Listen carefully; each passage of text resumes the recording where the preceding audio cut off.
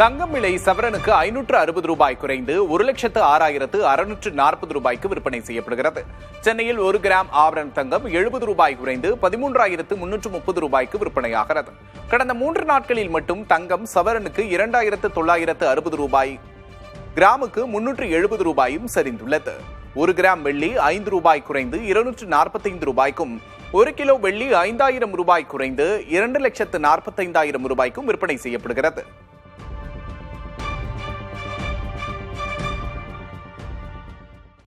தனியார் மருத்துவக் கல்லூரிகள் நிகர்நிலை அந்தஸ்து பெறுவதால் தமிழக மாணவர்களின் நலன் பாதிக்கப்படுவதை தடுக்க அரசு தீவிர சட்ட நடவடிக்கைகளை முன்னெடுத்து வருவதாக தெரிவிக்கப்பட்டுள்ளது. இது தொடர்பாக தமிழக அரசின் தலைமை வழக்கறிஞருடன் ஆலோசித்து வருவதாகவும், சட்டப்பூர்வ நடவடிக்கைகள் மூலம் MBBS இடங்கள் குறைவது நிச்சயம் தவிர்க்கப்படும் என்றும் மக்கள் நல்வாழ்வுத்துறை செயலர் தாரிஸ் அகமது உறுதியளித்துள்ளார். 3 தனியார் கல்லூரிகள் நிகர்நிலை பல்கலைக்கழக அந்தஸ்து பெற்றுள்ளதால் மாநில அரசு ஒதுக்கீட்டில் முதற்கட்டமாக 650 MBBS இடங்கள் குறையும் சூழல் உருவாகியுள்ளது. மேலும் 3 கல்லூரிகள் இந்த அந்தஸ்தை பெற முயல்வதால் அரசு பள்ளி மாணவர்களுக்கான 7.5% உள்ஒதுக்கீட்டில் 50க்கும் மேற்பட்ட இடங்கள் பறிபோகும் அபாயம் ஏற்பட்டுள்ளது. தென்மேற்கு பருவமழை தாமதமாக தொடங்கினாலும் கர்நாடகாவின் பல பகுதிகளில் தற்போது பெய்து வரும் மழையால் முக்கிய அணை மற்றும் நீர்த்தேக்கங்களுக்கான நீர்வரத்து கணிசமாக அதிகரித்துள்ளது. மேற்கு தொடர்ச்சி மலையில் பெய்த மழையால் கிருஷ்ணா நதியின் குறுக்கே உள்ள அலமட்டி அணைக்கு நீர்வரத்து 1,239 கன அடியாக உள்ளது.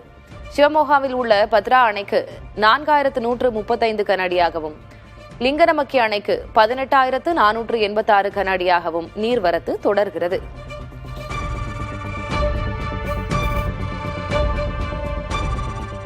கோவை மாவட்டம் வால்பாறை சுற்றுவட்டார எஸ்டேட் பகுதிகளில் கடந்த 1 வாரமாக பெய்து வரும் பரவலான கனமழையால் பொதுமக்களின் இயல்பு வாழ்க்கை பாதிக்கப்பட்டுள்ளது.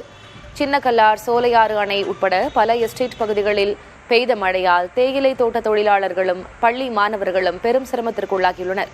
அதிகபட்சமாக சின்னக்கல்லாரில் 27 மில்லிமீட்டர் மழை பதிவாகியுள்ளது.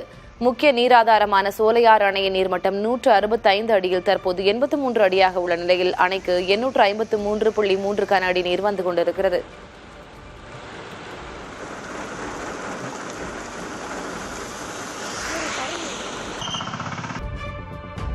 தென்காசி மாவட்டம் ஆலங்குளம் அரசு திறந்தவெளி நெல் சேமிப்பு கிடங்கில் ஏற்பட்ட பயங்கர தீ விபத்தில் 3.5 கோடி ரூபாய் மதிப்பிலான 27,000க்கும் மேற்பட்ட நெல் மூட்டைகள் தீயில் எரிந்து சாம்பலாகின. இங்கு சுமார் 6 லட்சம் நெல் மூட்டைகள் சேமித்து வைக்கப்பட்டிருந்த நிலையில் செவ்வாய்க்கிழமை காலை திடீரென தீப்பற்றியது. ஆலங்குளம், தென்காசி, சுரண்டை ஆகிய பகுதிகளிலிருந்து வந்த தீயணைப்பு வீரர்கள் 2வது நாளாக தீயை கட்டுப்படுத்தும் பணியில் ஈடுபட்டனர்.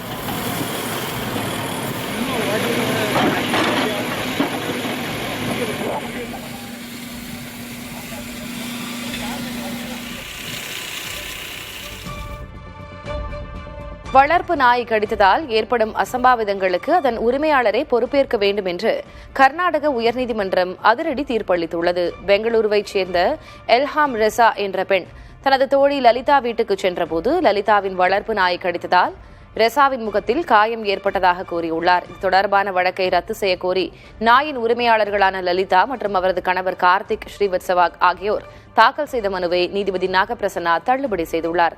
நாயை கட்டவிழ்த்து விடுவது பொறுப்பற்ற செயல் என்று நீதிபதி கண்டனம் தெரிவித்தார். மதுரை எய்ம்ஸ் மருத்துவக் கல்லூரி ஆகஸ்ட் மாதத்தில் திறக்கப்படலாம் என அதிகாரிகள் தெரிவித்துள்ளனர். மதுரை தோப்பூரில் கட்டப்பட்டு வரும் எய்ம்ஸில் முதற்கட்ட பணிகளாக மருத்துவக் கல்லூரி, மாணக்கர் விடுதிகள், ஆய்வகங்கள் மற்றும் வெளிநோயாளிகள் பிரிவு கட்டடங்கள் அமைக்கப்படுகின்றன. 2ஆம் கட்ட பணியாக உள்நோயாளிகள் சிகிச்சைக்கான முதன்மை மருத்துவமனை கட்டடங்கள் அமைக்கப்படுகின்றன. இந்த சூழலில் முதற்கட்ட பணிகள் 90 விழுக்காடு நிறைவடைந்துள்ளன. மருத்துவக் கல்லூரி வளாகம் வரும் ஆகஸ்ட் மாதத்தில் திறக்கப்படலாம் என அதிகாரிகள் தெரிவித்துள்ளனர். ஆகஸ்ட் இறுதி அல்லது செப்டம்பர் முதல் வாரத்தில் அங்கு வகுப்புகள் தொடங்கலாம் எனவும் கூறியுள்ளனர்.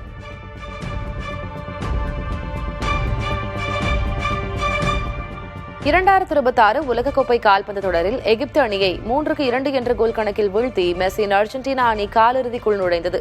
ஆட்டத்தின் 67வது நிமிடம் வரை எகிப்து அணி 2-0 என முன்னிலை வகித்து வந்தது. தொடர்ந்து அர்ஜென்டினா அணியின் கேப்டன் லயனல் மெஸ்ஸி ஒரு பெனால்டி வாய்ப்பையும் தவறவிட்டார். எனினும் ஆட்டத்தின் 79வது நிமிடத்தில் கிறிஸ்டியன் ரொமேரோ மற்றும் 83வது நிமிடத்தில் லயனல் மெஸ்ஸி ஆகியோர் தலா ஒரு கோல் அடித்து ஆட்டத்தை சமன் செய்தனர். அதனைத் தொடர்ந்து கூடுதல் நேரத்தில் என்சோ பெர்னாண்டஸ் அடித்த அசாத்தியமான வின்னிங் கோல் மூலம் அர்ஜென்டினா வரலாற்று வெற்றியை பதிவு செய்தது.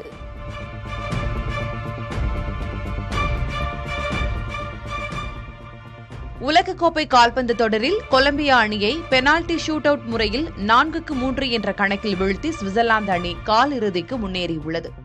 வான்கூவரில் நடைபெற்ற இப்போட்டியில் 120 நிமிட ஆட்ட நேர முடிவிலும் இரு அணிகளும் கோல் அடிக்காததால் பெனால்டி ஷூட் அவுட் முறை கடைபிடிக்கப்பட்டது. சுவிஸ் கோல் கீப்பர் கிரிகோர் கோப்பல் கொலம்பியாவின் கோல் வாய்ப்பை தடுத்து ஹீரோவாக ஜொலித்தார்.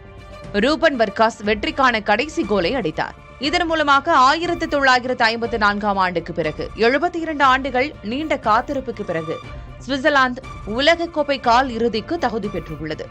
காலிறுதியில் நடப்பு சாம்பியன் அர்ஜென்டினாவுடன் மோதவுள்ளது. சீனாவில் உள்ள மங்கோலியா பகுதியில் புல்வெளிகளின் இயற்கை சமநிலையை பாதுகாக்க 1200க்கும் மேற்பட்ட மேய்ப்பர் குடும்பங்கள் தங்களின் 85,000 கால்நடைகளோடு பாரம்பரிய கோடைக்கால இடப்பெயர்ச்சியை தொடங்கியுள்ளன.